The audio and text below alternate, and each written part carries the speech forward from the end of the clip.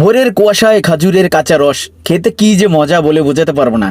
কালকে বিকেলে দেখছি গাছি কাজ কাটতেছে, বলে রাখছিলাম সকাল সকাল ঘুম থেকে ডেকে উঠিয়ে ফেলেছে, গাছি রস নিয়ে চলে এসেছে গাড়ির কাছে, এসে বলতেছে টুটুল ভাই আপনার জন্য রস নিয়ে আসছি। আমিও পাগল, তাড়াতাড়ি উঠে গেছি। শীতের ভিতরে কনকনা শীত, কম্বল মুড়ি দিয়ে আয় আয় কি যে শীত, মানে কে ঘুম ভাঙিয়ে দিল, মাথাটা তো পুরোই নষ্ট। জানালা খুলতেই দেখি যে হায় হায়, এই যে তো আমাদের গাছি ভাই রস নিয়ে আসছে। সাথে সাথে আর দেরি করলাম না, দোকান থেকে জগটি এনে তারপরে ছাঁকুনি এনে রসটিকে সুন্দর করে ছাকিয়ে নিলাম। এটা হচ্ছে পাম্পের ভিতরে গাড়িটি। যাই হোক, রসটি যখন ছাকিয়ে নিলাম, ওই যে আবার একটু ময়লা হয়েছে, ওইটা ছাকিয়ে সুন্দর করে আবার গ্লাসের মধ্যে ডাবল করে ছেঁকতেছি, কারণ এটা নিরাপদ নয়, বিভিন্ন রকমের বিভিন্ন কোনো কিছু থাকতে পারে। তারপরে কাঁচা রস কিন্তু একেবারে নিরাপদ নয়, বিষাক্ত অনেক কিছু থাকতে পারে। কিন্তু খাজুরের রস বলে কথা, আরও দীর্ঘদিন পর, অনেক দিন পরে, মনে হয় আরও 3-4 বছর আগে মনে হয় এরকম তরতাজা রস খেয়েছি।